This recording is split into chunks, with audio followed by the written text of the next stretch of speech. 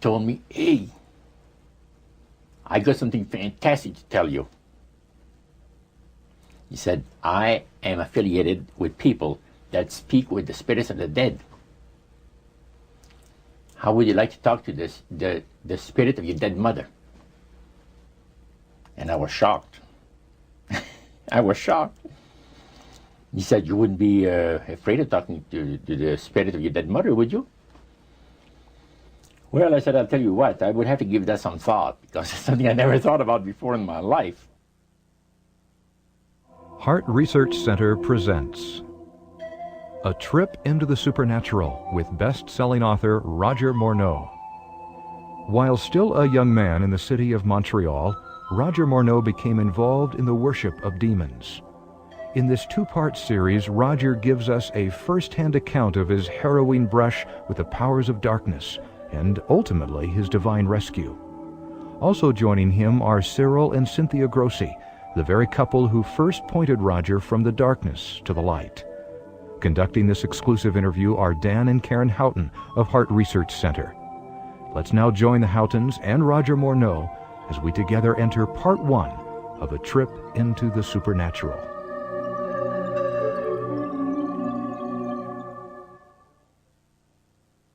How in the world did you ever get involved in praying to demon spirits?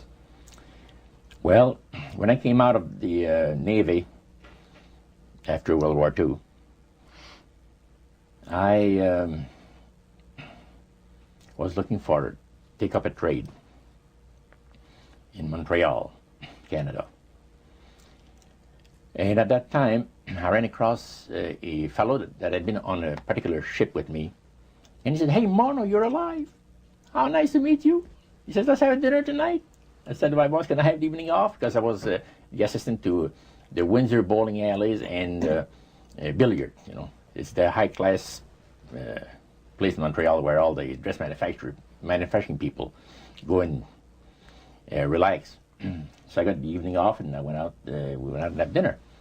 He told me, hey, I got something fantastic to tell you. He said, I am affiliated with people that speak with the spirits of the dead. How would you like to talk to the spirit of your dead mother? And I was shocked. I was shocked.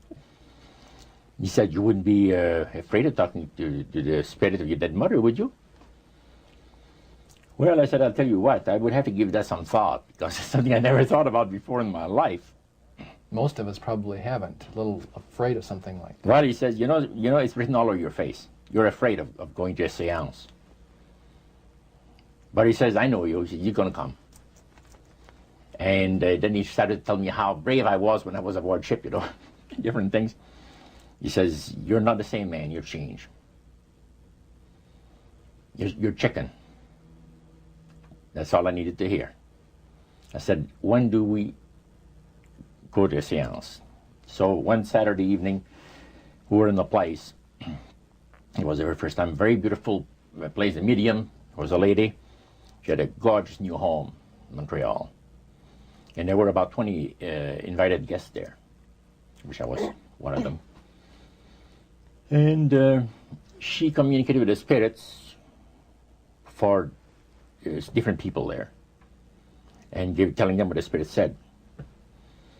And then there was one lady that had been talking almost continually before the seance started, and she didn't believe in the dead appearing and all of this and all that. And she said, well, I would have to see my dead sister, she says, to believe it.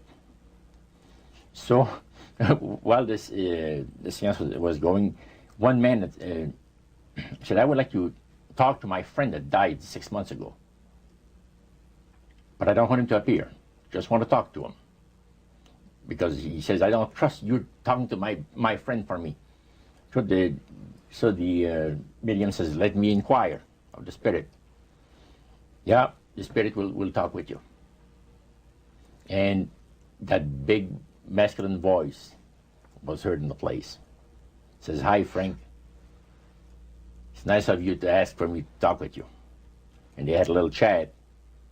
And after it was over, Frank says, this is the greatest thing on earth. to be able to talk with the spirits of the dead.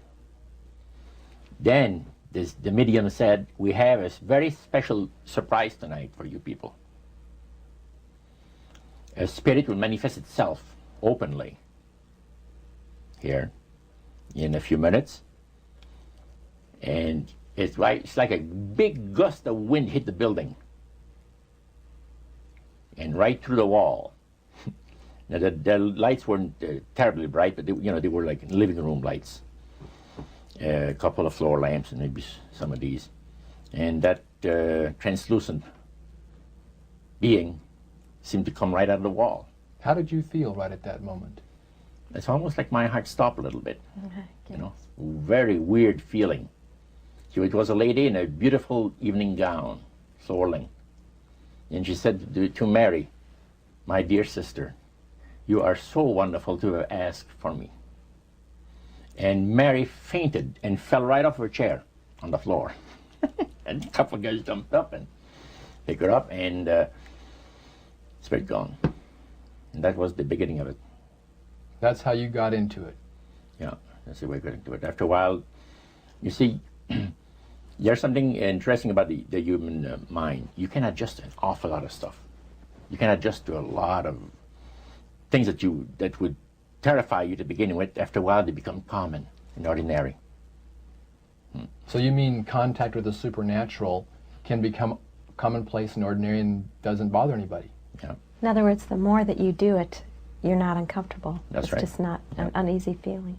Yeah. So how did you feel about it? Then I after got that? into a secret society that worshipped the spirits, you see. Well, how is that different from the seance, Roger? It happens that the seance are not involving in many ways. But when you get into a secret society of spirit worshippers, then, and especially when you're invited there by the direction of the higher-ups in the spirit world, you never get out of there alive. And this is exactly what my friend and I were up against. We didn't know anything about it. And there was a very, very popular big band leader. Jazz musician? Band, yeah. Very famous. He played a lot in Montreal, Canada, Vancouver, the big cities. And one night we went to one of these seances, and he was with his wife.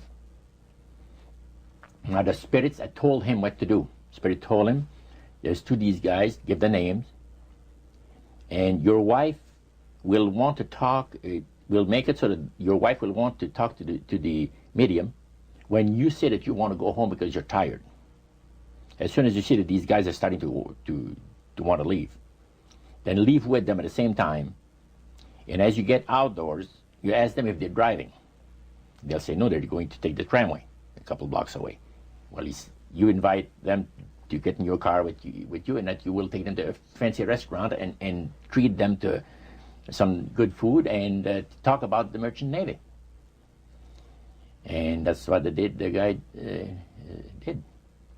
And there we were in this plush restaurant, pulled into a little alley, and I can still see it like it was yesterday. I had just enough room to pass the car, back alley, that happened to give on a restaurant that was on St. Catharines Street, which is the main street of Montreal. And that was quite an evening. So Roger, you're at this restaurant. What happened? Well, after we were seated, in entering there, the place was just full, packed tight. But there was a couple of tables against a wall that had a reservation sign on it.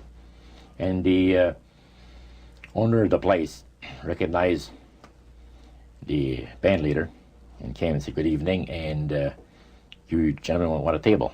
So you're one of the reserved people. So we sat there, and we had our favorite alcoholic beverages, and as we talked, the band leader says, how long have you fellas been involved with sorcery? And he shocked us a little bit, and I said, exactly what do you mean?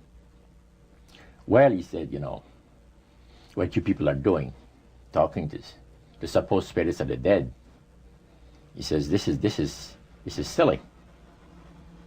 And this man had been at the seance with you. Yeah, oh yeah. And he's telling you that it's silly what you've just done. Because see, my wife, he says, goes to these seances because she gets comfort and she gets something good out of it, good feeling out of it. And she lives for what the spirits are going to see that the future is going to be like. To me, he says, I can't bother with this stuff. He says, I want power. I go right to the source of power. And he says, how do you think that I became famous the way that I am? Well, I said, you must have had some good luck. Well, he says, there's no such thing as good luck. He says, there's either some power working for you somewhere, or you don't get ahead in this world. Not in my type of occupation. So it went from there. We got talking about spirit worship. Did it intrigue you? Or did it make you want to find out more about what exactly he was talking about? Yeah. So he said the supposed spirits of the dead that you're talking with are demon spirits. They're fallen angels. They're beautiful beings. Just set it out, just like that. Oh yeah. It didn't make you uneasy when he said they were Well, just it demon shocked you a little bit, something that you first hear mentioned to you. He said, you guys have got a great future ahead of you. Because we've been told, the high priest of our society, secret society, has been told that the master has very special plans for you too. Now, what did he mean by the master? Satan. And we were interested to hear more about it. And he told us, he says, look, we worship spirits. We worship Lucifer and all his angels. They're just as beautiful as they did before they were cast out of heaven. He says there was a misunderstanding in the whole thing, he says, among the inhabitants of the galaxies. And he says our master was misunderstood. And God did not bear with him like he does with people that make mistakes today. So we're in a warfare, good against evil. And we happen to be the evil ones, but we're not that bad. He says, I look at this business between the forces of good and evil. He says, you believe in one person believes in God, and everyone believes in Lucifer. It's like politics. So the great controversy is real. And you've heard someone talk about it that's on the other side. And to these people, they are sold to the fact that Christ will not return to this planet with power and great glory. He's going to abdicate all claims to the planet, because the high priest once said that Christ will abdicate all claim to the planet because he knows that it is lawfully and rightfully Satan's. And at that time, he says, Lucifer, he mentioned Lucifer a lot of times, but he mentioned Satan also. He says, the master, usually they like to talk about the master will resurrect his people from the graves. Now, George is telling you all this, or the high priest? George. Okay, when the evening wound down, and you're putting a cap on all that, you guys had consumed some alcohol. Yeah. And did you feel like that there was kind of a one-shot deal? You didn't know if it ever happened again? What happened after that? He said, no, I said, listen, guys. He said, I like to have you, says, meet some of our people. But about next week, Wednesday evening, I'll pick you up at your place, and you're invited to one of our services. Services? Like a church service? Yeah, something similar like that. It's a testimonial to the spirits, how the spirits have blessed your life. See? So, when we left there, I said to myself, this guy's half drunk. I'm not going to hear from him again, But it was true.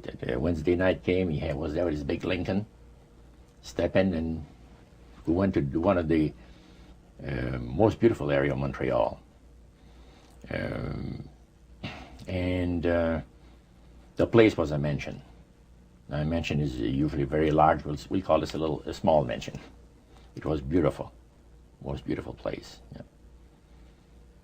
Roger, your friend George took you and Roland to this mansion where people worshipped the demons. Mm-hmm. What was it like there? What kind of people were there? Well, it was a big surprise for me, as I kind of made up in my mind an idea that they were going to be rough-looking characters. But as we entered the place, I was amazed to see that they were all very well dressed, well mannered, and that a lot of the people, as we were being introduced to people, were professionals, doctors, attorneys, a lot of business people. And see what they had a praise session to the gods, which is the spirit counselors, which are in charge of legions of spirits, of demon spirits. And they talk about what the Lord of their lives has done for them, because they call on particular spirits, like the god Nehushtan, which you read in 2 King about. The Israelites worshipped the golden serpent that Moses had made. Mm-hmm. Well, behind the spirit worship, behind that, they were worshiping the serpent. They were actually worshiping this spirit Nehushtan. And the same spirit Nehushtan is, the priest was telling us, that the medical doctor that was telling us how he was making operations that had never been made before, because people had to be awake, yet have no feeling. He was able to, carry on surgeries that had not been done before. Mm-hmm. But the spirits would give that capacity to be able to operate without people feeling any pain and things. And also without no problem with the blood, because as he would cut his incision, because incisions, everything open and with no blood running. Mm-hmm. So he could do the work that has not been done before. So. Now, I recall reading in your book that at this praise worship service they would sing hymns. Why would they sing hymns in a demon worship? Yeah, this was kind of a big surprise to me when that took place. The priest said, "Hey, let's go down to the worship room of the gods and have a praise session, a singing session." So we go down there, and what did they think? You think that they pass around? Church hymnals, Christian church hymnals. And I couldn't believe this. I said, "What's his business?" So the priest says, "Well, now," he says, "for those of you that are new, let me tell you that this is the most feasible way," he says, "to please the spirits. It's to deride Christ and his people, and his church and all that." So they sing out of Christian hymnals. They didn't sing Christian words to the hymns, however. Well, they changed a lot of them. Mm-hmm. Yeah, and not for the good. It's a form of blasphemy. Yeah. Mm. Such as you see today in the rock music world. You see the entertainers, they have these crosses. Mm-hmm. Ladies got earrings, crosses. Mm-hmm. The guys got the cross. This is a form of blasphemy, a form of deriding Christ.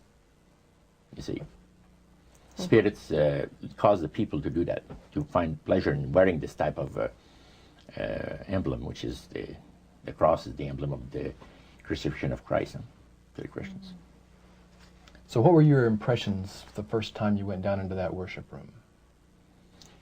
Well, it was, we'd been there maybe a half a dozen times, and the high priest told us after the meeting was over, he wanted to talk to us, my friend and I. So after most people had left, he says, "The master of my life has revealed to me that it is time for you people to become acquainted with the worship room of the gods." Well, we started to move toward a beautiful grand staircase. Beautiful. The banister was huge. It was massive, and the wrought iron work that they had done in it was super. The beautiful decorations on the walls, the chandelier on the first landing. See, that was the first landing. You go down about 8 or 10 steps, and then you had the first landing. It was huge and beautiful. The light arrangement was the nicest I had ever seen in my life. When we got into this sanctuary area, it wasn't very brightly lit, but everything was magnified the beauty of certain things. Like a lot of the things were gold plated. are gold trims. You see, the little altars where they had the spirits that had materialized. They photographed them, and then they had paintings made of them. And there was probably about maybe 100 of those around the place. Sort of like a shrine. Yeah, and underneath there was a little altar where you have incense and things that they would use in their prayer sessions and things like that, devotions to certain spirits. And some of the objects in there, the priest said, were solid gold. It was a unique experience to see that. So how did you feel when you walked into that room? I felt that these people had power, and they had a lot of it. Did that attract you? Yes and no. You had mixed feelings about I it. had mixed feelings about it. Yeah. Because to a certain extent, things looked so good and sounded so good to us. But you see, I'd been brought up in a Christian home where my parents had told us we were 8 children in the family, and especially the older ones, you know. My dad says, well, you know, if you get involved in wrongdoing, you're going to have to pay the price. There's always a cost for everything in this world. So this thought kept creeping to my mind. Just how far you go with these spirits before we start paying the price. See? So it made you just a little bit nervous. Oh, yes. But yet you kept going back. Oh, there was no way out. Because that we were told. You knew at that time. Yeah. So you were moving forward more on fear. More on fear, yes. Because the high priest said that the master had special plans for us in our lives. And that no one ever went into this society unless they were invited by the spirits. See, so that was made very clear. And he also expressed to us the danger, explained to us the danger of going against the will of the spirits. And he mentioned about this one man and his wife that live in a fireproof building in Montreal. The place burned right down with him in it. He was one of their members that had decided that, well, he wanted to think things over. He was not going to get initiated at a time that the spirit said he would like him to be initiated into the society.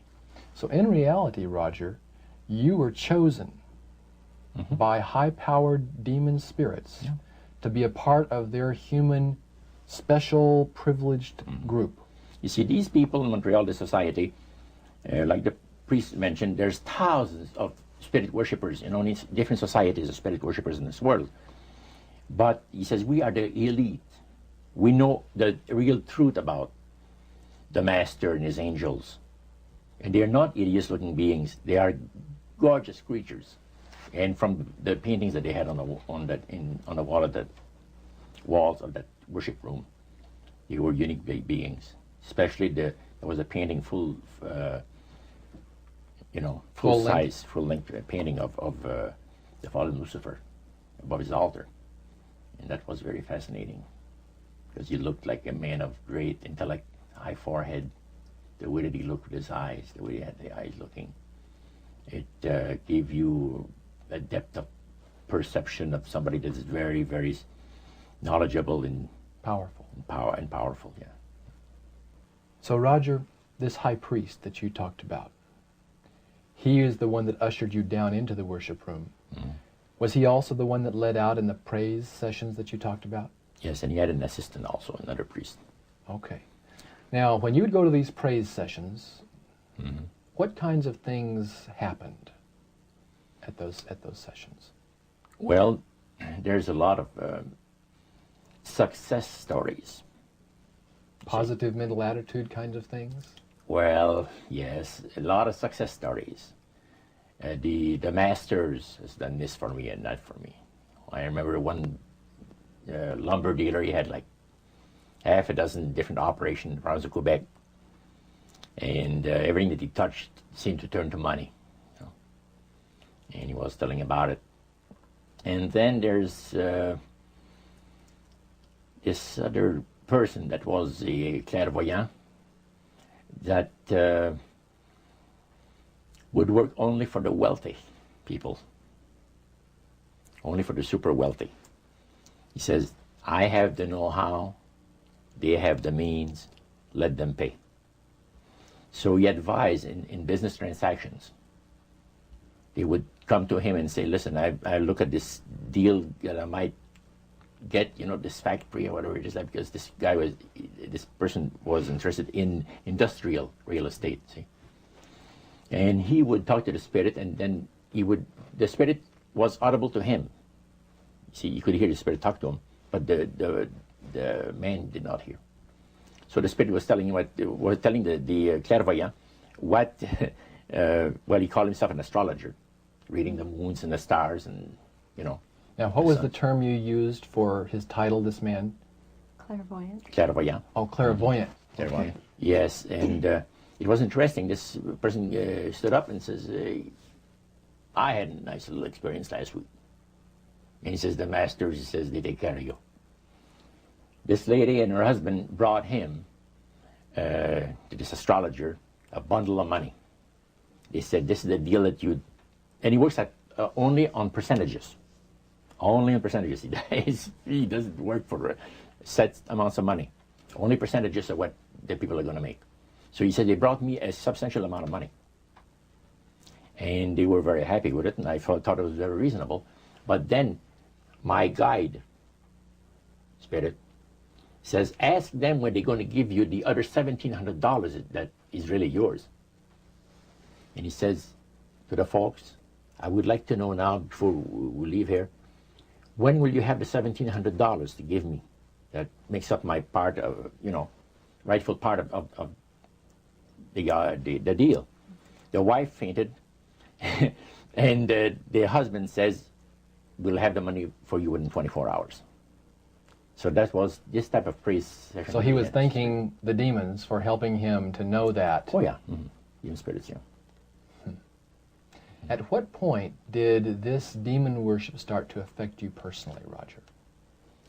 Well, it wasn't too long that the priest mentioned to us that the time had arrived for us to start trusting the spirits and give the spirits a chance to work for us. And there was a number of gifts that you could choose from, you see. And I used to play the horses, some.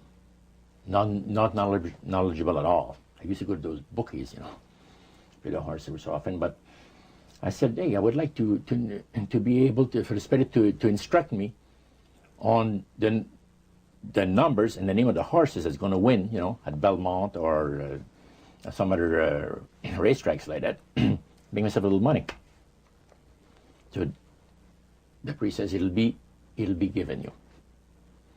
And sure enough, one night I fell into a trance or dreamed the thing. I don't know exactly what happened, but I saw 3 races that were really going to pay big. And these horses were dummies, so to speak. You know what I mean? They were not really good horses. They were like one horse paid 21-1 because he was that poor, right? The chance of winning was so poor that they paid 21-1 on him. And it showed me I saw the board at the bookie and the number on it. And I went there, and they said it was going to be on Saturday. That was like on Wednesday. A few days later, it was Saturday. I went there, and sure enough, there they were on the boards. I went to the wicket and handed some money and got myself a winner. Now I said, well, I'm a little crazy. I ought to put more money on there, so I put $20 onto the next horse, and that paid 21-1. So I left there with maybe $400 or $500 in my hands, and I started to do that. In this case, I went directly down to the finest men's shop on St. Catherine Street, and bought myself a $200 suit. And in 1946, a $200 suit was... In 1946, people used to work at the RCA Victor, where I had worked before I went to the Navy, for $18 a week.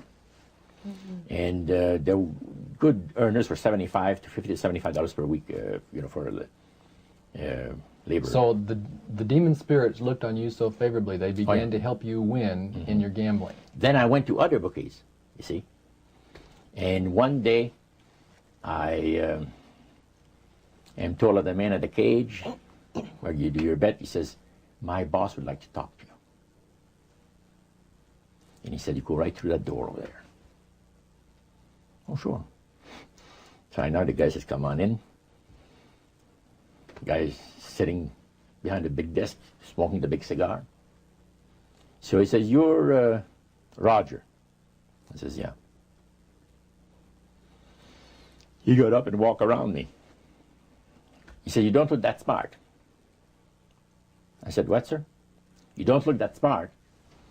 He says that you could pick horses that are winners when they're supposed to be losers. Where do you get your help? What do you mean help? I'm not getting any help. I just happen to go and, oh no. We've been watching you here, he says, for a number of weeks. And you always leave here with some of our good money. And I'll tell you, buddy, if you want a list of all the bookies in Montreal, I'll give you a list of them. But he says, I want you out of here. And don't show up again. Because somebody's going to put a, you know what I mean.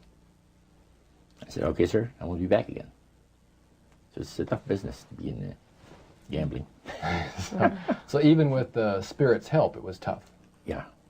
Well, it's stuff is going to shoot you, yes. Yeah. The high priest would say a number of things to you when you were in these praise services, and you went to a number of them over a period of time. Mm-hmm.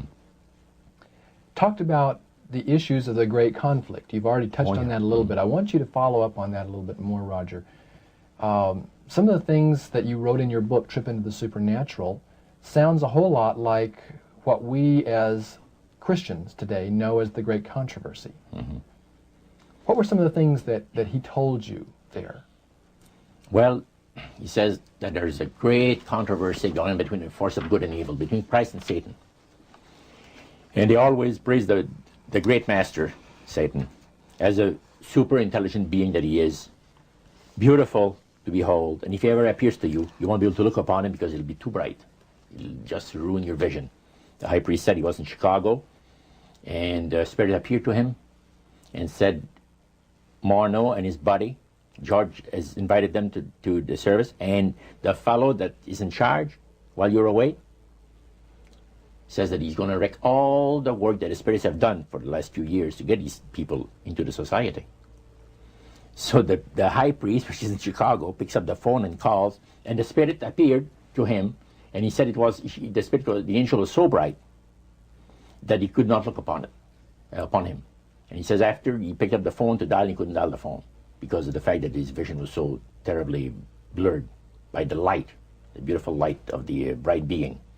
And he asked, dial 0, and the operator came on, and she had to, dial for him. And they talk about many, many things in regards to, who's going to win this conflict.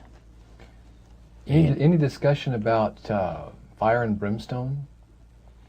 Yes. He says, the Bible people, talking about the Christians, they read in the Bible that, we're all going to land in a lake of fire and this and that. So that's baloney. He says the conflict is going to end peacefully.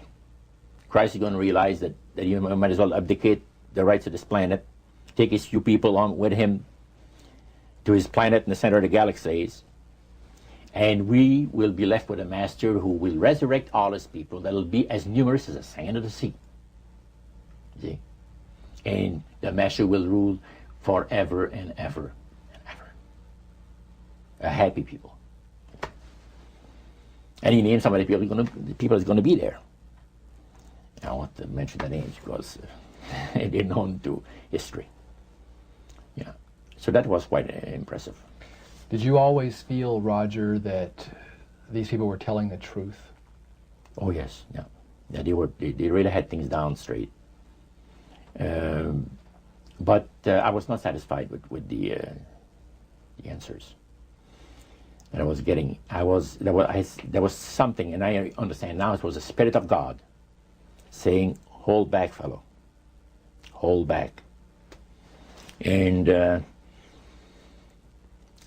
but The priest had talked about us thinking seriously about being initiated into their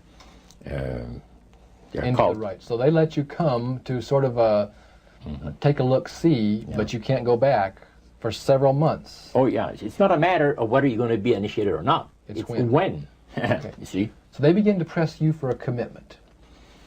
So the priest said, look, fellas, I'm not going to pressure you into anything, okay? But I want to show you what the spirits can do for a devoted servant. We went downstairs, not through the staircase that I took for the worship room of the gods, but at the other end of the building. Went downstairs, and a number of times I'd gone there to the men's room, and I heard these typewriters clicking like the dickens. Man, it's going. I said, why do we have a lot of people typing in there, in that room? Well, we went there that evening, and he knocked, and the man says, come on in.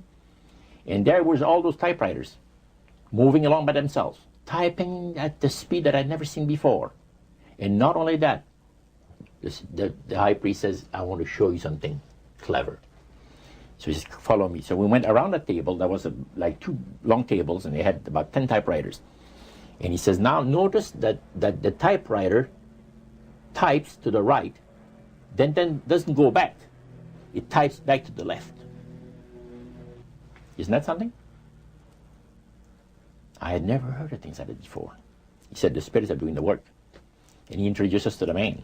And the man is a lawyer. And he said, how much money did you make last year? Oh, he says it's in the 6 figures.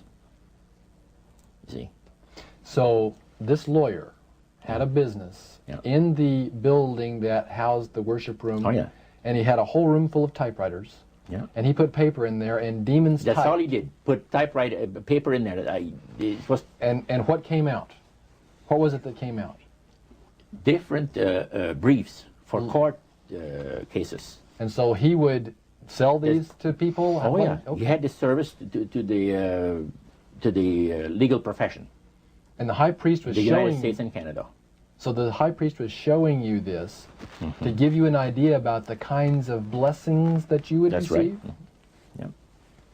But after you left that typewriter, the room where the lawyer was, they tried to draw you into a commitment by getting you to make a public profession. Tell us about that.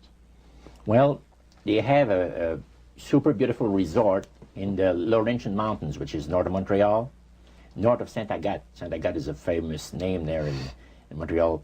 Montrealers, because they all go Saint Agathe or north there, you know, the summer home and that. So they had a big resort up there for their people, you know. So it's a closed society. And they had on October the 30th, Halloween, is that? October 31. 31, last day of October. They had what they call live animal sacrifices. I don't know what it is, but they did. We could never find out. By the time that the Lord pulled me out of there, I had not yet found out what it was. So you have this intrigue involved in there. And he talked about three very unique services that I attended there that sit on my mind forever. One was entitled Christian Idolatry. Another one was entitled The Super Deception of a Glorious New Age, which actually applies to the New Age today. And this was 1946 that we're talking. And then the other one was Satan's Great General Council of the 1700s. And I must say the things that I heard there was an eye-opener. First of all, we'll go through the Great General Council. Okay. At the beginning of the 1700s, said the high priest, Satan and all his spirit counselors held a Great General Council with one purpose in mind. It was to prepare for the great industrial age that was soon to break upon the world. And Lucifer also foresaw another age that was to follow that, where tremendous scientific discoveries would be made by people, and we would enter a unique age that would change the way that everybody lives. It would also serve to usher in the end times and the close of the great controversy between the forces of good and evil. And the priest said that Lucifer had been studying the Bible. And he found in Daniel 12:4, where we are told about the time of the end, many shall run to and fro, knowledge shall be increased. Mm-hmm. He understood it to be that we're getting to that point. And he had, with all the spirit counselors, to change their modes of operation in order, to ensnare people. Mm-hmm. And he devised a way whereby people would disqualify themselves from being members of Christ's kingdom. And he was just very candid about this. Oh, yeah. Telling you and the rest of the group, 60 or 70 people there, the plans that close to 100 people. Lucifer had revealed to him. Mm-hmm. And by the time the council came to a close, they had 3 major policies that were going to be followed. First, they were to see to it that humans would be made to believe that Satan and his angels do not really exist. Because up to that time, you could walk down a street of Paris and you would have signs that would say where you have a soothsayer or a fortune teller of some type, and if you want to put a curse on someone, you could go and see this other old lady over there, the old witch. That's the way it goes. But now it had to change. Lucifer says we have to make sure that people, humans, get to believe that Satan and his angels do not really exist. You know, Roger, that's interesting because a recent research study report that I read indicated that in a national survey, I believe it's over 75% of people do not really believe in a real tangible devil. Mm-hmm. But there is one. Oh, yeah. Now, the next thing, the 3 parts policy that they had adopted there, the second one was to find a way of being able to get total control of people's minds. And that would be done by taking hypnotism out of the realm of the occult and introduce it as a new science for the benefit of mankind. So part of what the high priest told you was Satan's strategy to take total control of people's minds. Mm-hmm. They felt that by taking hypnotism out of the realm of the occult and introducing it as a new science for the benefit of mankind, they could then use people of great renown, educators, people of capacity, that would do great things, such as supposedly regress people in time to former lives that they had. Mm. And of course, after the session is over, the person would not know a thing about ancient history, and the person that she or he has talked about performing, certain deeds, we'll say 3,000 or 4,000 years ago. But this was their strategy. Now, what this would do for the thing is this, that it would create in the minds of the general public, solidly set in the mind of the general public, an unwavering trust in that great deception. In other words, people could, they would believe it. This person was hypnotized, was regressed in time to, former lives, and did this and did that, and no deception. Maybe Alexander the Great, we'll say, and some of his generals and people like that. And the person, after the session is over, comes out of hypnotism, and he or she doesn't know what she's talking about. So now this would be a way of dechristianizing the Western world through the avenue of mysticism. Mm. Now the time came when Lucifer decided that he had to choose a person to initiate this thing. And Franz Mesmer, which was an Austrian physician, was chosen. Because now, the priest told you all of this? Oh, yeah. Okay. Because he was most capable. Mesmer originated a theory called animal magnetism, later on named mesmerism. Mesmer was led by the spirits to believe, and this is what the priest said, was led by the spirits to believe that certain persons have a magnetic influence within themselves, so to speak, that would cause them to have great power over other persons even to the point of placing them into a trance. And at that time, that was readily accepted by people in general, at the time that Mesmer lived. So people realized, you know, they said that some people got the capacity to put you into a trance. That's the way. Now, by the time that he died, in 1815, a lot of the physicians in Europe were using hypnotism as a means of anesthesia. Now, hypnotism is the same as mesmerism? That's right. Okay. So mesmerism that's been developed to a higher degree of refinement. And the priest went on saying that the plan of Satan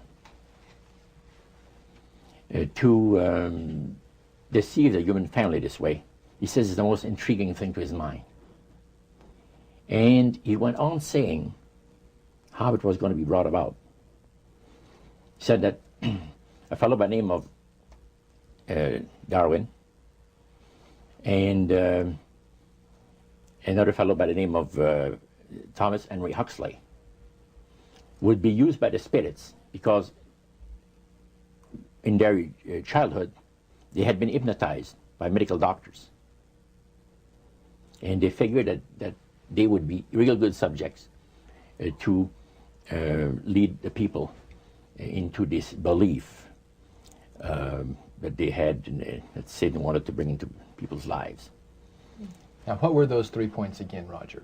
The 3 things were, number 1, that they did not want Satan did not want the human family to think that he or his angels existed. Right. The second point that you made had to do with taking control of people's minds. That's right. The third point was what? Was to destroy the Bible without burning it. Okay. See? And what was his strategy on that? On that, it was very interesting. Because after the Great General Council, it was decided that Satan would tutor Charles Darwin personally in setting up the principles of his theories of evolution. He was tutored by Lucifer himself, fallen Lucifer. And at that time, it was understood, Satan and his spirit counselors understood that if a person was led to believe in the theory of evolution, it would, in his life, destroy completely the creation week of the Bible, the fall of man, and the plan of redemption. It would do away with it. In one fell swoop. Yeah. Now, he made a unique statement. He said that according to the spirits, anyone that teaches a theory of evolution is considered to be a minister of a great religious system. See, they call it the religious system, the theory of evolution, because it is a system of schooling people and getting them to disqualify themselves from being members of Christ's kingdom. And he said that every teacher of that theory is recognized by the spirits as a person of great value and receives a very special unction from Satan himself, giving great power to induce spiritual blindness, to convince and convert. 3 capacities are given to those teachers of the theory. Then, that's not all. The priest says that Satan considers the teachers of the theory of evolution to be so valuable to him that in the sight of all the inhabitants of the galaxies, he assigns a retinue of bright, beautiful angels to follow that educator all the remainder of his life. And that in the sight of the inhabitants of the galaxies is the greatest honor that he can bestow upon his workers, upon mankind, and to, until the controversy is finished. That was quite enlightening. Now, the high priest was talking just sort of like a preacher would talk up front. Was he enthusiastic? Did he seem like he had bought into this and was excited about it? Oh yeah, he believed it 100%, no question about it, so everything. Why would he be so excited about spirits trying to deceive human beings? Because obviously out of this council of the 1700s, deception was a major part of the strategy. Why? Well, he says it's deception It's like politics. You know, you believe in one candidate, the other person believes in the other candidate, and they're fighting to get the position, and it's just a matter of who's going to be the smartest. And with Lucifer, the fallen cherubim, he's very smart. He's going to win, and Christ's going to abdicate the rights of the planet. He's going to resurrect his people, have established his kingdom that lasts for ever and ever. God won't be able to destroy him because it would be against God's, the Creator's nature to destroy Lucifer in the fire. Beside that, he said, spirits now, even spirits, have the capacity now to outlive fire. He says, you don't believe it, go to India or some of those countries where they have firewalkers. And it's done by the power of demon spirits. These people are energized by demon spirits, so they can walk on those hot coals without burning themselves. And this is what the high priest said. And he says, if you want to use fire, they can use it. It's not going to burn anybody. So that's the way they believe. So this high priest was almost talking to your group in an evangelistic fervor. Oh yeah, because he figures that he's going to be one of the higher ups in the great kingdom. Okay. Now, of the group that was there that night, 60, 70 people, I think you've mentioned before. Yeah, it varied. How many of those were people who were hardcore members, and how many of them were new inductees? Well, we were the only two youngsters there, so to speak. You and your friend. And how old were you at that time, Roger? I was about 20. 20 years old. Mm-hmm. Yeah, 20 years old. Did you have a feeling of awe over the fact that you had been chosen?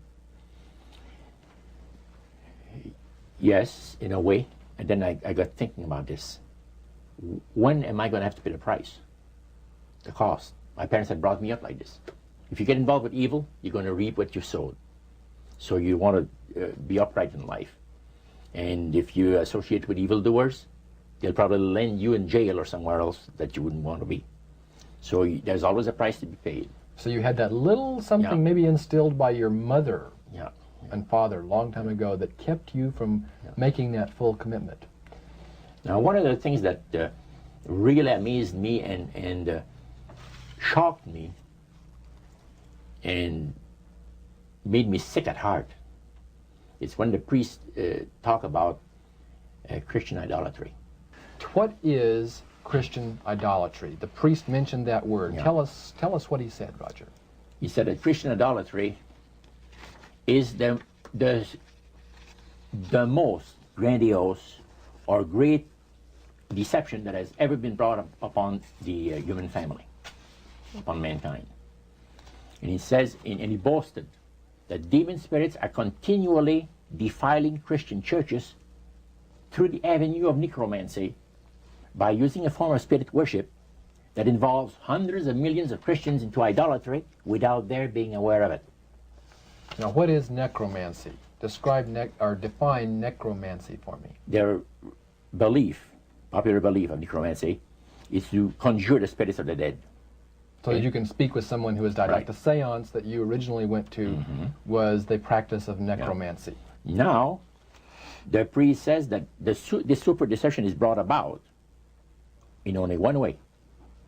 Through the deceptive belief that man has an immortal soul that lives on after death. And he said that constitutes idolatry through necromancy. So he says there are hundreds of millions of Christians that are practicing idolatry while they think they're glorifying God. See? Because they believe that the soul is immortal. Yeah. They may not be talking to the supposed spirits of the dead. Oh, yeah. Contrary to popular belief, necromancy does not consist of conjuring the spirits of the dead. The reason being that man is totally mortal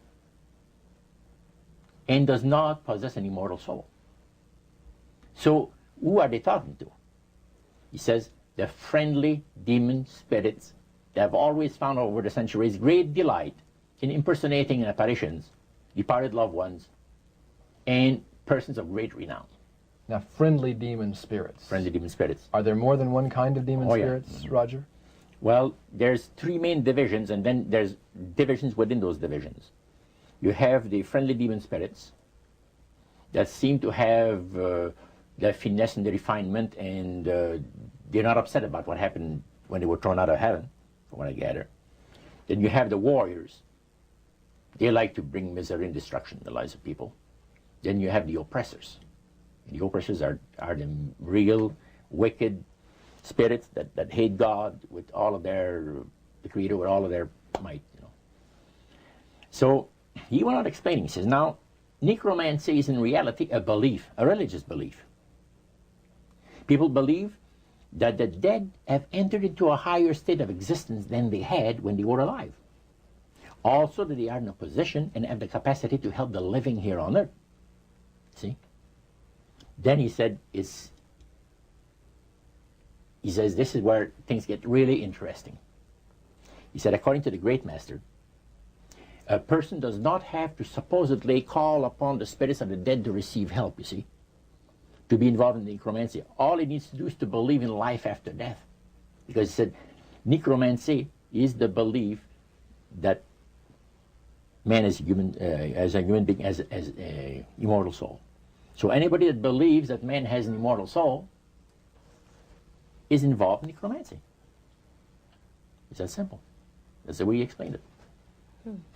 Yeah. So how does that constitute idolatry? By people believing that they are either talking to the saints, you see, the spirits of the dead saints, or a dead relative, or a dead person of some type. And you take, for instance, like Loretta Lynn. She says on national television, and I have the data on it, that I heard it myself. She said that she was made successful in her singing career by a dear friend of hers that was the same age as she, and died when she was 18 years of age. And Loretta was trying to get into the singing world, you know, but she says, I had no success at all. Until one night I was sitting in bed reading a book. And she says, who walks right through the wall with my friend, the spirit of my friend? And she says, Loretta, I'm going to make you a very famous person in singing Western country music, and I will be with you all the time. Trust me. And she says, she had a big concert once, and she was coming down with this bad cold. And she thought that her voice was going to give. She talked to her spirit and felt that she was going to be helped. And she got on the stage and she started to sing, and right in the middle of where she really needed the power, no power at all. And her spirit friend tapped her on the shoulder and started to sing for her. She said her voice went through me, the power. See? And you saw this in a television documentary? Yeah. That was, I believe, in 1976 it took place. Now, the priest explained that when people believe in this business, they are actually opening themselves to be completely deceived by demon spirits, because it gives the demon spirits an opportunity to impersonate the dead, see, and for people to believe their lies. And the priest says that thrills first of all, he says it brings to the great master the respect and the reverence that is due to his great name. And it makes all the other spirits exceedingly happy, because they are the ones that have worked to lead people to believe in life after death. See? And they rejoice also. And that's the extent of what Christian idolatry is all about. Friendly spirits, just to digress for just a moment. You mentioned 3 different categories, and the friendly spirits are the ones that love to impersonate a being, a historian or something. We specialize in that. In your experiences in the praise services or in the worship room or the other places where you were, any of the places you were, did you ever witness an event where necromancy, or even something that would be popularly called channeling today, took place, where you actually heard the voice of someone in response to someone's questions? Yeah, a number of times, but there was one time in particular that fascinated me because it was unique in one way. The priest told us that there was a French historian that was affiliated with Montreal, University of Montreal, which is a French university and the English university is McGill. So the University of Montreal is the French university. And this man was from Paris, but he's affiliated with the university. And he wanted to have some details in regards to Napoleon Bonaparte and one of his generals. So, by the way, there are also, in other parts of the world, elite spirit worshippers like the group that we had in Montreal. And he mentioned there that, he said, you guys are fortunate when my friend and I went in, because you're right in time to see something very interesting. My friend there is having his devotions in the worship room of the gods, and he will use a trance medium to converse with certain demon spirits that will inform him in regards to ancient history about Napoleon. And sure enough, we went down there, and somebody came up and said he's ready for the session, and we went down there, and he said you would need 3 people. You would need 3 people, but he wanted 5 people that volunteer to be the channel for the spirit. Okay, so three of them was chosen there, and the others went back and sat down. And the man shook his head like, a little bit like this. His eyes went glazed, and he stayed at it for a half hour. And the spirit spoke to him. He said, I'm a spirit counselor, and what would you like to know? And he had a clipboard, the historian, and asked him some questions. This historian was from Paris. Yeah. And he was wanting information. Some detailed information about Napoleon Bonaparte and one of his generals. And so he asked the questions of one of these human beings that was channeling. Oh yeah, the voice changed and everything. The voice changed of the person completely. Okay. And it identified itself as a spirit guide. Oh yeah, spirit counselor, yeah. Okay, a spirit counselor. Yeah. And then proceeded to tell him all the events that he was asking, Yes. answer his questions? And there was a certain question that was asked, and the spirit counselor said, I will have Lord Remy and Lord Alphonse duplicate, in other words, the dialogue that had taken place. Oh, And the two other drama. Yeah, A little and the 2 reenactment. other men fulfilled what he was looking for. But the one thing that interests me is the mayor of Montreal, Camillien Hood. During World War II, at the beginning of the war, he was very controversial when in regards to the war effort. He would tell the French-speaking boys not to go into the armed service, see, because you're going to go and shed your blood for the British, and we're their servants, so to speak, and all that, and he didn't want them to go into war, and they put him in prison. He was jailed for the length of the war for this. Now, the man said, I would like to have you tell me, to the spirit, to give me part of the speech that was given by Camillien Hood on the steps of the Montreal City Hall on a certain date. There are different versions of what has taken place, and you, Lord, would know the exact one. Now, the mayor of Montreal was still alive. Was still alive. And this historian is asking what was actually said at a speech. Yeah. Okay. The spirit counselor said, I'm sorry, I can't help you. All of my activities and my people have taken place in Europe. However, after my departure, our departure, other spirits will come and help you. And sure enough, the guy vibrated a little bit, and he's back, and he said, boy, how long? He said, 20 minutes, been used as a channel. So they, again, the spirit entered into him, and the spirit said he was a spirit counselor that could give him the information that he was looking for. So, again, it was given verbally, and it was the voice of Camillien Hood. Now, how did you know that it was the voice? Well, because of the fact, you see, I was a youngster in those days, just about ready to go into the army. And Camillien, we used to listen to the radio We had no television in those days, so it was only radio and reading newspaper. And all the speeches of Camillien made and all of it was on the radio all the time. And in those days, they had no tape recorders, as we have now. So Camillien would have to go to the Canadian Broadcasting Studio, where they made a record, a real phonograph record. And then they played it over and over, for the rest of the day. So you listened to those as a teenager before you went into the Army, so you knew his voice. So I knew his voice really good. So I said to George, he was sitting next to me, he said, "Isn't it amazing?" He said, "If you think that's amazing, wait," he says, "until the spirits impersonate one of the departed people that you know, personally, like an uncle or a brother or a sister or something like that." He says, "That is unique." But that's the way it was. You are able to reproduce a voice, man, and the just to perfection.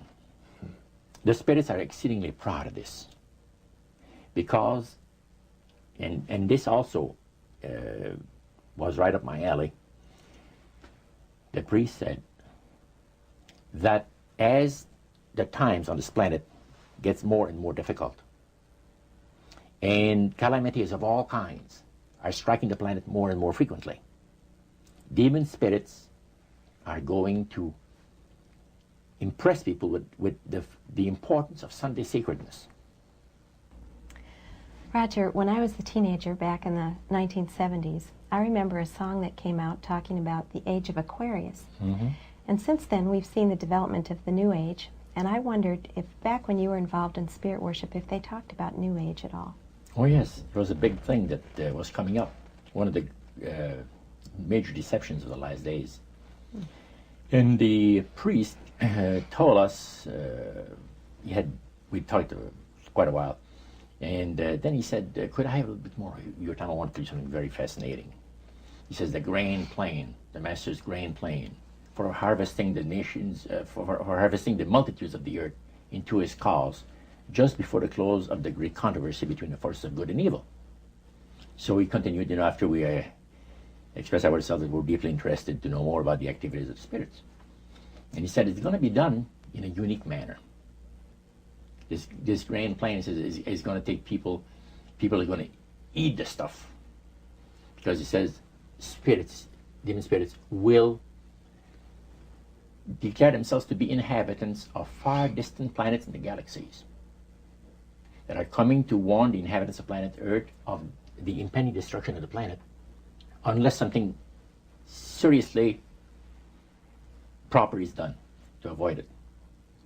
And he went on saying that they will claim to have out-of-body experiences. Are you familiar with out-of-body experiences? I've read about them. In other words, so there's some persons are supposed to be able to, they believe in their immortal soul. Astral projection.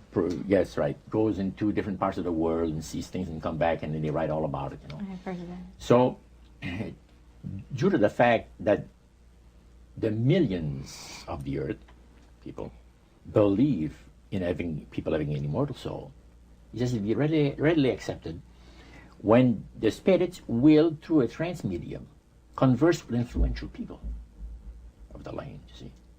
Now, what is a trance medium? It's a channeler today. What is known today as a channeler? Channeler, yeah.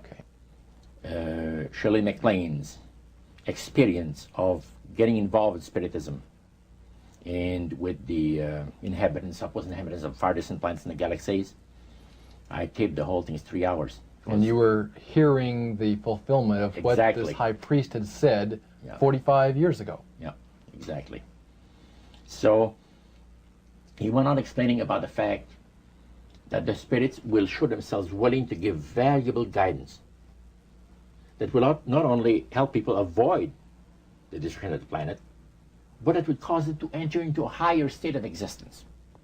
For instance, he said the spirits will promise, and this is a big word, promise, that if their recommendations are followed carefully, they will usher in a glorious new age of peace and prosperity, and there'll be there'll be no more wars. You see, There'll be no more famines. There'll be no more people getting unhappy to one another. Neighbors will love neighbor, and social unrest will not take place no more. It'll be there'll be perfect happiness for 1,000 years. That's what the Spirit is going to promise. And Almost like the Garden of Eden created all over again. And now we find that a lot of preachers are preaching the great age of glorious new age of victory, victory over wars, victory over social unrest, victory over famines, and victory over all kinds of. And he used the words New Age to describe what was coming. It would be a glorious new age, yeah. And this is exactly what the movement is all about today. And he went on and said, as I said earlier, that as life on this planet becomes more and more difficult, and calamities will strike the planet more and more frequently, the spirits at that time are going to put all their effort to impress religious leaders, to bring before the masses of the earth the sacredness of Sunday. See? They will teach Sunday sacredness. And with the religious leaders, looking forward to 1,000 years of perfect peace on earth, they will put all their effort into it. Then laws will be passed by governments. One person asked, what's going to happen about people that don't believe in the Spirit's recommendation? The priest says, that's be no problem at all. Laws will be passed by governments that will force people to go along with it, regardless of whether they believe in it or not. And he says the law enforcement officers will explain to people, make it clear that such a law is necessary to assure the well-being of all people. He says the laws will be passed with no effort at all. And then he went on and he said about the fact that the venerability of the sun, which in ages past was such an irritant to the Creator. All these great nations and other nations of smaller ones were all involved in sun worship.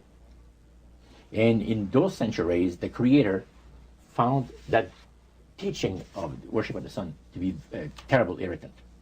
And he said, it is going again to take place, but not in worshiping the sun, in remembering Sunday to keep it holy. He made a statement I would never forget. He says, by the observance of the day upon which the master, Satan, has placed the unction of his authority and power, he receives homage, regardless of whom people claim to worship. Isn't that something? So, can you understand now why I had 28 Bible studies in 1 week and started to go to church on Sabbath? And I never missed since until I became sick. The issue of a day of worship came up in that meeting. Mm-hmm. Was Sunday the only day mentioned? Well, you see, the priest mentioned, yes, about the fact Satan has chosen Sunday as his day. The Creator has chosen the seventh day of the week. Lucifer has chosen to call his day the first day of the week, Sunday. See? And regardless of what people claim to worship, worshiping God, the Creator, by observing that day, that particular day, they are bringing homage and respect. Now, at that time in your life, you were 20 years old or so. Mm-hmm. Had you ever heard of a Seventh-day Adventist? Never in my life. In that They meeting, didn't talk about Seventh-day Adventist. They talked strictly about Adventist. well, they just talked, but they did. The word Adventist was mentioned. The priest was telling us that necromancy, as I mentioned earlier, is the belief that the dead have entered into a higher state of existence, etc. And he says, for centuries, friendly demon spirits have worked diligently to establish and uphold in the religious convictions of all people the belief that man has an immortal soul. See? Then he boasted about the fact that the master was so smart in that he had deceived the whole world, even in this age of great scientific knowledge and understanding. Then one person put his hand up. Okay. Priest says, yeah, yes, we want to say something? He says, what about the Adventists? You can't count them to see regarding the state of the dead. And I got a question. What about, how come that they can't be brought under the great deception? The priest said, you're right. I apologize, says here, I made a mistake. When I said that all the millions of people living on the face of this planet, everybody, you know, was honoring the great master. I forgot the Adventists. There's so few in number when you figure the billions and all people, I didn't even think of mentioning them. So I'm sorry. Then he says, secondly, the reason why they can't be brought under the great deception, let me explain about it. Now he said, my next statement is going to upset some of you. But what I'm telling you is the honest truth. It is factual. It's reality. The fact that the Adventists observe the biblical Sabbath of creation and reverence the Creator on that day, it makes it impossible for the spirits to deceive them. They are given very special help and great spiritual insight. And he said, under these conditions, they are not ordinary people. And that stayed with me, man, just like this. And when I heard the word Adventist, when Sarah told me later on, which we're going to cover later, I asked him, I said, what denomination do you belong to? He said, I'm a Seventh Adventist. What is that again? He said, I'm a Seventh Adventist. I said, is that the same thing as Adventist? Oh yeah, he says, a lot of people call us the Adventists. They don't talk about the 70s, same thing. Boy, I was interested. I bet you were. Now, I wanted to know what his Bible said. Yeah, I bet you did. Because that was the one group that under question only, the high priest of the demonic worship house. Yeah. The thing that he had said to you was, this is the one group that can't be deceived. That's right. And so somewhere back inside that that resistance you had came out, and you awoke. A few months later, that experience, unique experience, was instrumental in helping me make a decision for Christ. And also, I had no hesitation to join myself to God's commandment-keeping people because of the fact that I knew what kind of people they were. And after having had 28 Bible studies in 1 week, I started to keep the Sabbath, fit forever.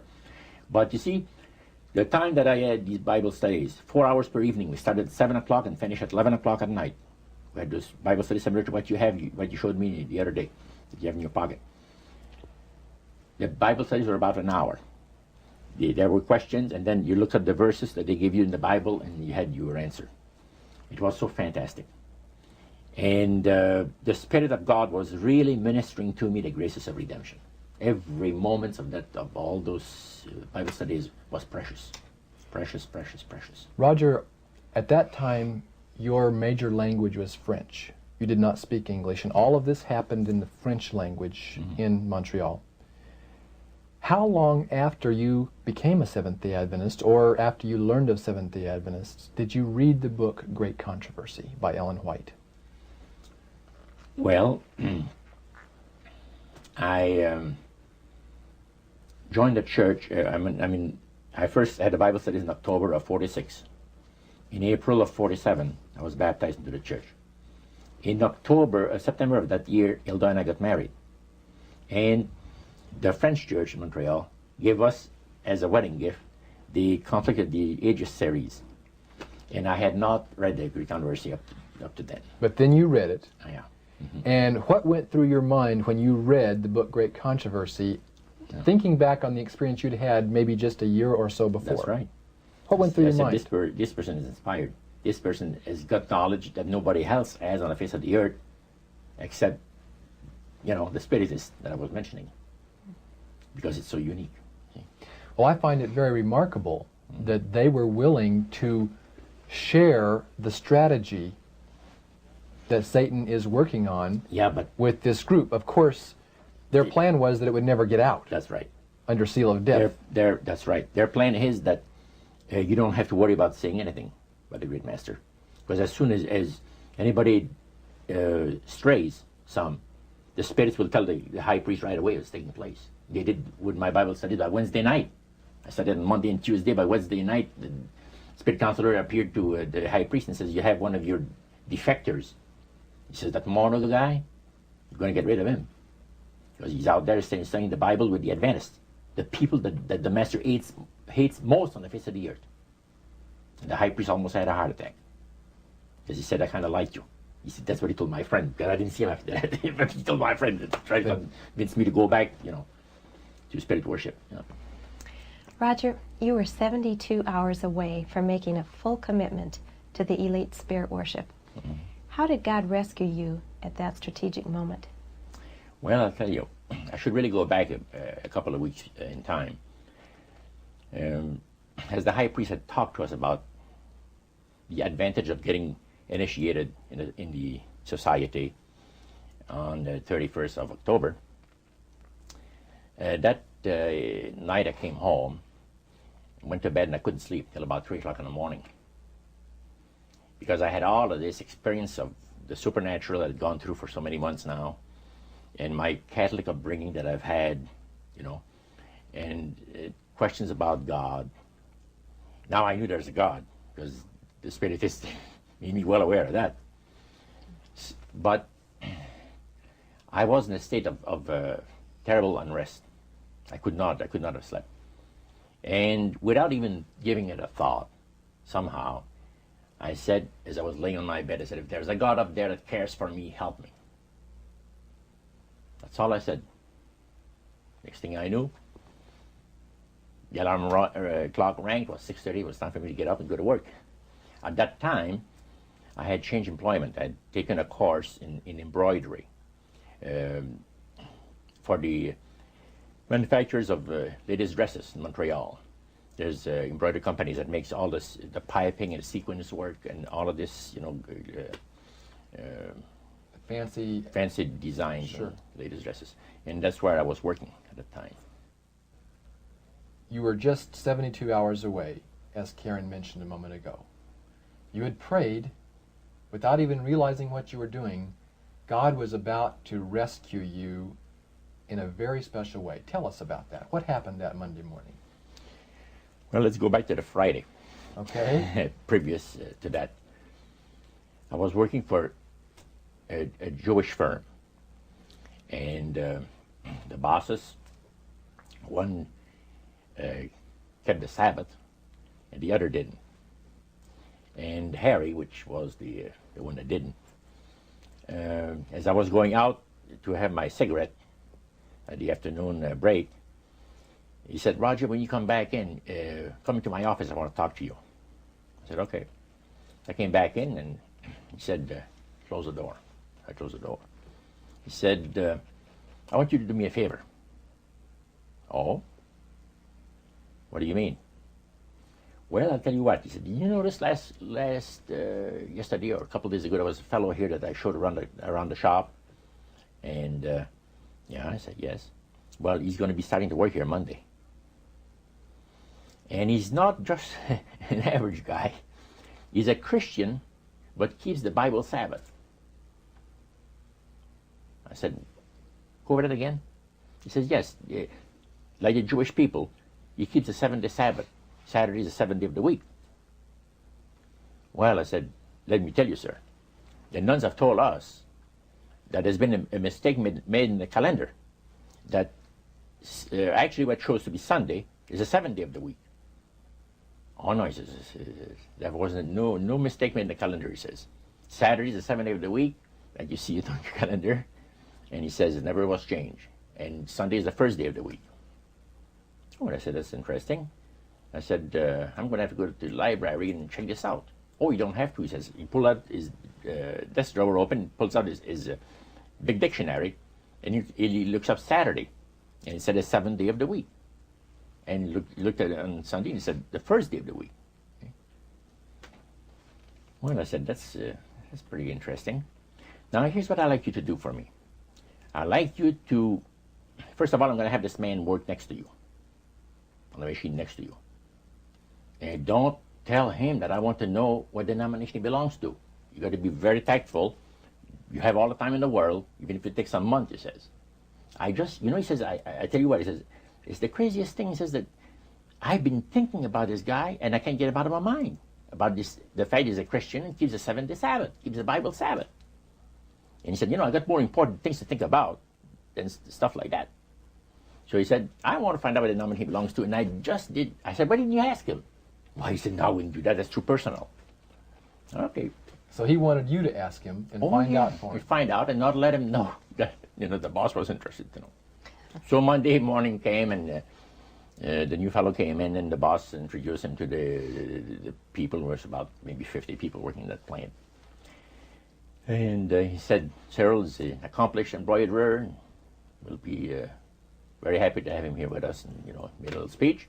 Then he walked him to his new machine, and he says, Roger, meet Cyril, and I shook his hand, and we started to work. And it was not more than about 20 minutes that I was working that my machine started to skip stitches. So what happened? You have to stop and back up where you were. And I was working on sequence. In other words, the sequence come up. There's a row of thread behind it. They're all set up, and it's on a spool. And then the needles put them in there. And when it skips, you got to stop, back up, start over it from where it left off. It wasn't too long that I'd done this 2 or 3 times. And that really made you happy, I bet. Man, I was mad. And as a French person, usually they don't go easy on the saints and gods. I was using some language was not that great for Cyril. But anyway, I called the boss over. I said, come and see this machine. I'm having trouble with it. He checked it, worked on it for 5 minutes, work with it. Beautiful. I sit down again, start to work, the same thing happens over again. Harry, after he tried that 2 or 3 times, he said, Joe, come over. He's the old guy that knows everything about everything, in the shop. So he looks at the tensions and adjusts things, and he says, it's working beautiful. Well, I started to work again, another 20 minutes after, the same thing, and I had to stop the whole thing. By then, it was time to go out for the coffee break. So I started walking out, and then I told Sarah, I said, have you ever seen such a crazy thing as this, the trouble that I have with this machine? No, he said, it's a new machine. I said, brand new machine, just a month old. He said, that's very unusual. So we go downstairs, and I said, do you have any suggestions how to fix this problem? No, not really, but he says, I have a suggestion that might help. He says, I heard you, he says, calling upon God, but it was not in the way that I would have liked to hear you talk. He says, go easy on God, he says. Did that offend you, Roger? I said, thank you. You did not offend me. Because it was pleasant about it. And I said, thank you. I said, I'm sorry if I offended you by my language. He says, it didn't bother me. I said, by the way, I said, this is the opening. You're quite a religious man, I understand. Yeah, he says, I read the Bible and go to church. That's great. I said, what denomination do you belong to? Well, I'm a Seventh-day Adventist. Excuse me? Repeat that again? He says, yeah, I'm a Seventh-day Adventist. Did that shock you? Well, the word Adventist shocked me. The Adventist, you see, I had heard so much about the Adventist, but Seventh-day Adventist, I had never heard the name before. I said, what does it signify, the name? He says, well, we're 7-day observers. We believe in the Bible Sabbath, that God has blessed a particular day of the week and has sanctified it. It's put a special blessing on there, and that we ought to count our blessings on the 7th day and, give God the honor that is due to his holy name. Is there any difference between what some people call the Adventists and Seventh-day Adventists? Oh no, it's just the same people. Most people just talk about the Adventists, and people know that they're talking about the Seventh-day Adventists. Then your interest was really piqued. Now I said, man, what a unique thing to have happened to me, that I meet one of these guys. So we talked about a number of things. And after lunch, I told him, I said, I want to see you at 3 o'clock. Again, I want to have another question for you. So 3 o'clock came along, we had the coffee break, and many things had passed through my mind. And I knew that if I get involved with religion, the Spirit is going to destroy me. So I've been assured, we've all been assured of that. You don't deviate from the will of the spirits. Otherwise, Your you're history. nothing, your history. So I told him, I said, Cyril, would you show me out of the Bible the things you told me today? If I went to your house? He says, yeah. Yeah, he says, yeah, I'd be glad to. He says, when, next week sometime? No, not next week, tonight. Did he look surprised when you said that? Yeah, he's surprised. He said, what's the big hurry? I said, I can't tell you why. But it has to be tonight or never. He said, you serious? I said, yeah. And you can't tell me why it has to be tonight? I'll tell you the reason why. He says, I would like to have you come another night. Because I have my collection of jazz records that somebody's coming to look over. He had been collecting jazz records for years. And he said, I have somebody's interested to buy them. But he said, well, I said, well, forget about it then. And he said, man, he said, you really mean what you say? That you want to see these things in the Bible? I said, sure. Okay, he says, come to my place 7 o'clock tonight. Give me his address. So that evening, 7 o'clock sharp, I rang the doorbell. 28 Bible studies in a period of 1 week, 7 days. 7 days, 4 hours a night. 4 hours per evening, yeah. 28 Bible study. Now, they didn't plan this. So, as we chatted, and I just met Cynthia, now, Cyril told me, I got to explain things to you a little bit. I am not a baptized member of the Seventh Adventist Church. I'm just studying into the church doctrines with the minister. He says, my wife is a Seventh Adventist. But he said, now I think I'm going to be baptized also be a Seventh Adventist. But I said, I'm not one right now. Now he says, my wife is the one that really knows the Bible. I don't know much about it. And I think that she's got the right study for us tonight. He says, it'll take about an hour. Can you spare that much time? Oh, I said, evening is yours. Well, she had a set of Bible studies that were entitled 28 Bible Studies for Busy People. That was the title of the series. She pulled one out and she says, now, we could see here, there's the different questions. The first one was on the Word of God. And she read the question and said, then we can find the verses in the Bible that gives us the answer. And the next question, she said, would you like that? I said, beautiful, let's go. So Cyril was sitting next to me with his Bible because he was able to find where it was. I had never opened the Bible in my life, never. So, because I never had access to it, let's put it this way. And that's where it started, on the Word of God. After the Bible thing was over, he says, well, did you find it interesting? I said, most interesting, very interesting. I said, what's the next study coming up? Well, he said, the next study, Daniel 2, prophecy of Daniel the prophet, 2, on the world events, predicting the different great world empires that were to come into existence in times ahead. And I said, really? That's very interesting. I said, how long would that one take? Oh, she'll take about an hour. She says, you have between 20 to 25 questions, says, So I said, let's have it now. Oh, well, she said, no. She said, when could you come back? I said, why come back? Did she look surprised? She looks very surprised because she looked at her husband. And you look at me. And I said, hey, you guys like the Bible or are you getting tired? No, we like to study the Bible. I said, let's have another Bible study. It's only 8 o'clock, you see. And at that time you were a smoker, weren't you? Oh, a smoker. You can't say that again. I was like a chain smoker, you see. And when I had accomplished something worthwhile, I used to reward myself with a cigar 2 or 3 times a week. And this is what the love of God, the power of the love of God operates in the lives of those that the Lord is trying to bless, and in the lives of those that are bringing the blessing. Now, this did not take place. First of all, we kept on studying. We had 4 Bible studies that evening. And when it came to 9 o'clock, we had Daniel 2 over with. I said, what's the next Bible study? And she said, well, the one that we're going to have, will you come on the weekend? Could you come on the weekend? I said, yeah. I said, I can come on the weekend. What is the title of it? She gave me the title. I said, man, that's interesting. It's only 9 o'clock. Let's have it now. So Cyril looks at her, with very surprised look on his face. And Cynthia, she looked at him. And I said, what's going on between the two of you? It's like you have a conspiracy that says that we're not going to study the Bible, this guy, more than an hour or two. But she said, let me be honest with you. Our minister, Pastor Taylor, has been giving us instructions on how to give Bible studies. Because Cynthia says, I never have given Bible studies.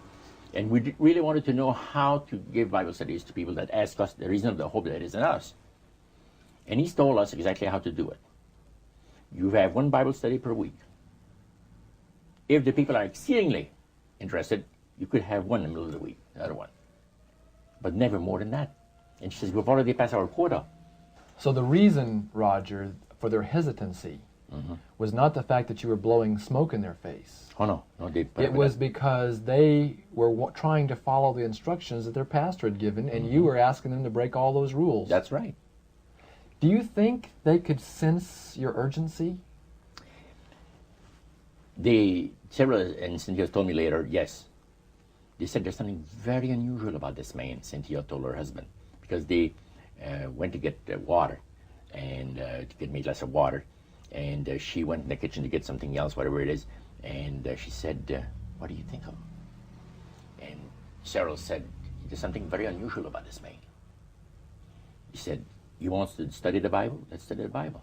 We won't tell about Elder Taylor. Let's not say a word to Elder Taylor. We're going to ruin the whole thing. Going to keep it a secret. Because the minister had said, you give people a spiritual indigestion, and they'll never want to open the Bible again. You understand? But this shows that there are some times when someone's appetite for it is so strong that you have to follow the leading of the Holy Spirit. The Holy Spirit, that's it. And they had prayed about this thing. Now, Cyril had told his wife, this man is coming for Bible study at 7 o'clock tonight for a Bible study. And he smokes. He's a smoke fiend. What are we going to do? Should we tell him not to smoke in our home? He said, if we do that, I'm afraid he's not going to stay for the Bible study. What would have happened if they had asked you not to smoke? I would have said, I'm sorry. You're not my kind of people. You see, you're too reserved for me. I'm sorry. And still to this day, I thank God for the leading of the Holy Spirit that at that crucial time moved in there and inspired these people to say, wouldn't you die, Cyril, for us to save a soul for Christ? Cynthia said to her husband. He said, yeah. It's not going to kill us, even if we inhale all the smoke that he puts out, right? Because they had prayed about it, and then they had thought about it, and then when it came to be 7:15, he said, what are we going to do about the smoking? Are we going to tell him not to smoke or what? And then when she came out and she said, let's put up with it. Well, we had that third Bible study. Now it's 10 o'clock. And I said, by the way, what's the next title? And she told me about it. My goodness, this is a beautiful Bible study. I said, let's have it. And he said, really, Roger, we've studied too much tonight. We're never going to be able to remember these things. Oh, I said, you'd be surprised. I got a mind like a sponge for the things that I like. He said, you're enjoying yourself. I said, never heard anything like this in my life. Let's have another study. What time do people go to bed? First of all, I don't want to, infringe on your regular habits of resting yourself. And, well, he said, we go to bed 11 o'clock. Beautiful. I said, go on, Cynthia. And Sarah says, go on, Cynthia.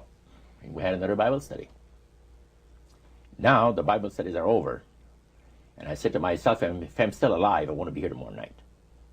Did you seriously doubt whether you would be alive the following night? I felt sure I was going to be killed, going to be destroyed in some kind of an accident. Because I've heard of so many cases. So I knew that I was not, this is the way I felt. I was not going to be alive tomorrow night. If for some reason I'm alive, I want to be back here with study the Bible with these people, see. So I said, what are you people doing tomorrow night? Not too much. What about 7 o'clock? Another Bible study. And she looked at her husband, and he looks at her, and he said, hey, we won't tell Elder Taylor. We won't tell him a word about it. We'll just do it. We'll just do it. He says, we'll be here at 7 o'clock tomorrow night waiting for you. The next night, man, I was there. 4 more Bible studies. See? And more smoke. This has been part 1 of A Trip into the Supernatural, an interview with best-selling author Roger Morneau, as conducted by Dan and Karen Houghton of Heart Research Center.